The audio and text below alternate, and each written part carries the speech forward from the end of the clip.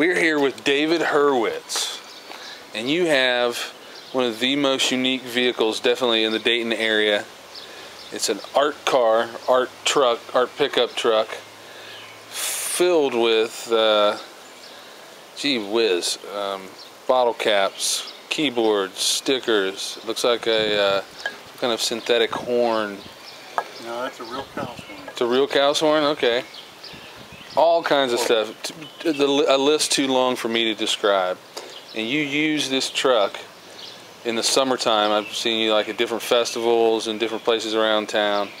You give out free books, which I think is like one of the coolest things on the face of the earth. Tell me how you got started in free books and art trucks and the whole rigmarole. Where you're from originally, you know, tell me all about it.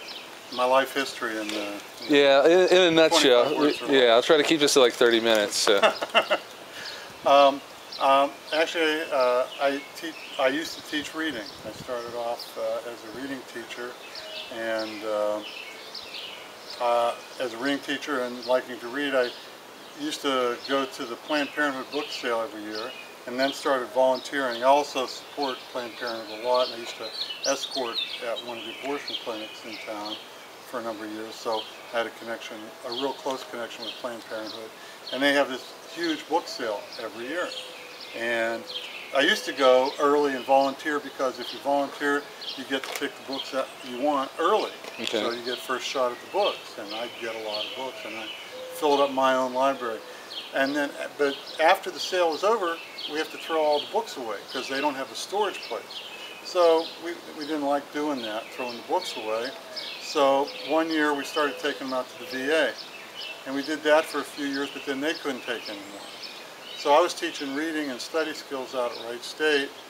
And I decided, well, I'll just take some out there and put a bookcase outside my office in the hallway, and the sign said free books.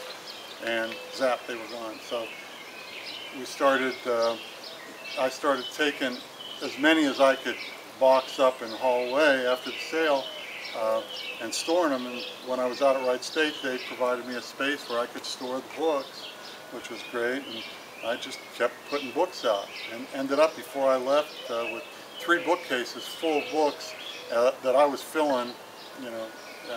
And we estimated, you know, somewhere over 10,000 books a year or something like that that I gave away. I don't know how many exactly.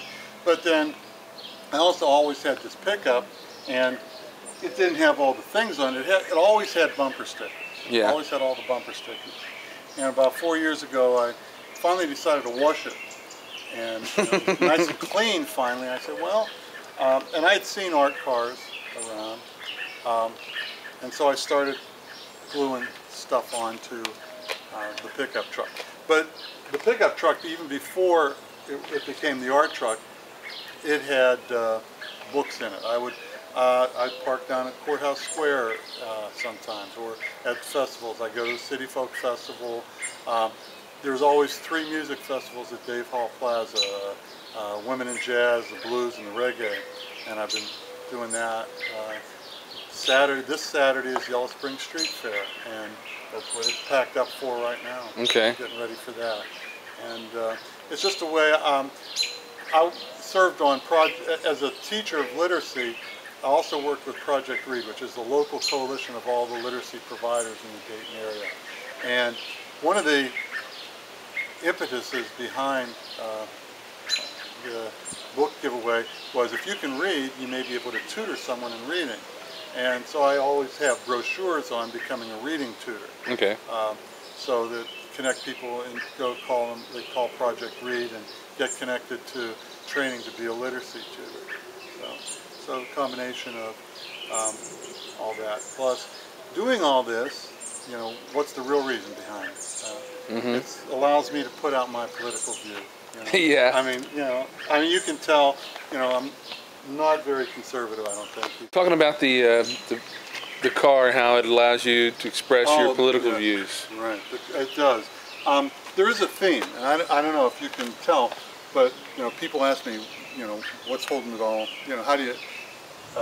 And people say, oh, they're glued on there, they're connected. Well, that's the point. The whole thing is, everything is connected. Okay. That's my thing. All the way from bringing them home to getting out and biking. It's all the themes on here are connected. And I think everybody in the universe is connected, and that's kind of why I do it. I think we stopped realizing that we're all part of each other. It's one of the. I think one of the problems in the world is the way we look at the world. When I was in college, one of the rabbis said we look at the world through dirty glasses. We don't see that we're all part of everything. We're all connected to each other. And it's hard to hurt your brother if they're part of you. You know, hurt somebody else if they're part of you. And, you know, part of what we're here, I mean, if we're all part of each other, if you're hurting, I should be helping you. You know, this idea that, you know, we shouldn't provide health care to everybody, you know, I mean, that's a selfish, really narrow point of view. I mean, we're all part of each other. And so, I mean, I do my part. I can give away books. It's something I can do. But, you know, how can we help each other and be part of giving, you know? So one of the things I like to be involved with, the Circus Collective. And, really, really, really free market, to me, is a way we, as a community, because we're a community of people on the planet, but people, plants, rocks. I mean, even, you know, science is telling us how even on a subatomic level, we're all connected to each other, and our atoms, our molecules are intermingling with each other. And so what I do to me affects what happens to you, and what you do affects what happens to me. And humans, I mean, we're overpopulating this planet. We're causing, you know, a lot of problems around the globe. I mean, it's indisputable that there's climate change that we've caused. Yeah, this is a strange June. You know, the heat has been intense. The one thing we really noticed the most this year, I've got like some big gardens where the return of the hummingbirds are like a month early. You know, isn't it something? I don't know exactly what that means, but that's weird. You know, I talked to other people and they're like, yeah, we're back like a month early. Well, I wonder, is this thing shifting? Are we going to go into fall pretty soon? Did we already have summer? I don't know. Or is it just going to get hotter and hotter? I don't know. But yeah, no one seems to be discussing any of this kind of stuff, especially, you know, on a local level. And, you know, you know, and how local politics. I'm trying to, you know, focus our thing we're doing on the city of Dayton.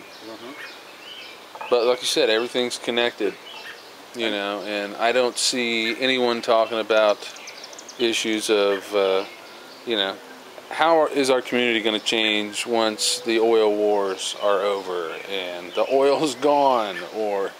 But you can live without oil. You can't live without water. And we're going to be fighting Arizona and New Mexico for our water. The Great Lakes is the largest source of fresh water in the world. And, you know, we can't allow that to be, you know, diverted somewhere else because they have more money and more power and influence in Congress. It's the ecosystem is going to be, you know, if they drain or, you know, start pulling water out of the Great Lakes, it's going to affect our climate. It's going to affect the world climate. And just things like that we have to start realizing, that we need to look at what we're doing to this planet and how we can...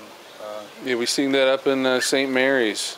Oh, yeah. You know, I went up there and I've seen some stuff in the local media about some people thinking it's coming back, but, you know, I've been up there last couple summers, not last summer, maybe the summer before. Anyway, the water looked like janitor in a drum. You know, I mean, it was green, or like you know, like kind of dirty radiator. You know, it was just, I'm like, how's it going to come back from that? And then, you know, it is connected because they made that into a lake and blocked off the natural river flow. Exactly. And then on top of that, all the agriculture. From agriculture, from everything. Yeah, massive you know, corporate agriculture, I kind of call it, not agriculture. But how important do you think literacy is in the Dayton region, and how big of a problem is it, do you think? Well, it's always a problem. I mean, we aren't encouraging literacy. We're not encouraging people to think. Instead, our education system in a way is designed to make people obedient to authority, to that kind of thing. But people need to learn to think for themselves, to read, to understand, to comprehend what they're reading, and our culture, I don't know, in a way it's making it easier to get by without reading, but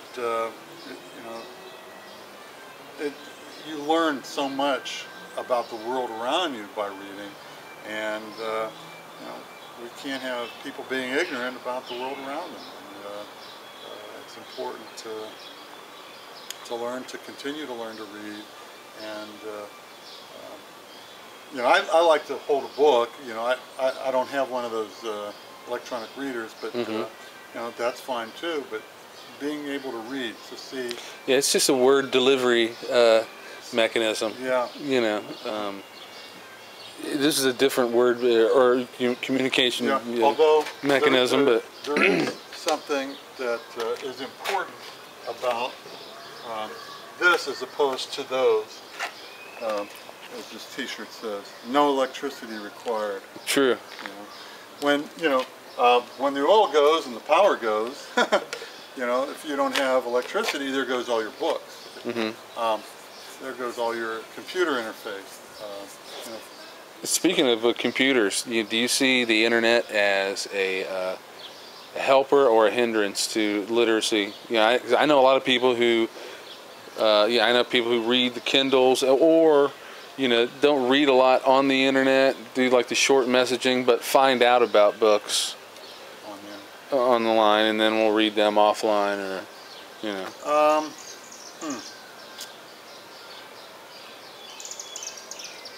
I don't know. I have mixed feelings. Computers are a tool, a good tool, and if they're used properly, used wisely, they can be real effective and great. Or they can be a problem. It's not. St. Thomas said, "It's nothing is inherently good or evil. It's the nature of its use that makes it so." So, computers can be awful, but like Facebook. I've had issues with. Do I want to stay on Facebook, putting all that stuff out there? But on the other hand, everything's connected, and Facebook is a great way to stay connected to everybody. And because it connects everybody all over the world. So there's positive things on the computer. As far as literacy goes, I've not ever read a book on the computer. Yeah, it makes your eyes hurt. Yeah. So, and I can't sit at a computer that long. I get up in the morning, and sometimes I'll do my computer stuff early and just get it out of the way, and then get out. It's just, I like to be outside more and sitting down at a computer. Yeah, we kind of use ours more and more as like a TV to replace the television, because there's so much content available online. You can make it full screen or connect the most of the screens nowadays. You can connect a laptop or whatever to them and just watch local, and that's one reason we're doing this, is to help deliver more local content, contextualize issues. And one thing I think that is certainly lacking in the corporate media is humanization of citizens of Dayton. It's kind of been portrayed as at least on the macro over the last 20 to 30 years, as not a positive force, when it's so much more complex than that, and there are good people doing great things all over the place.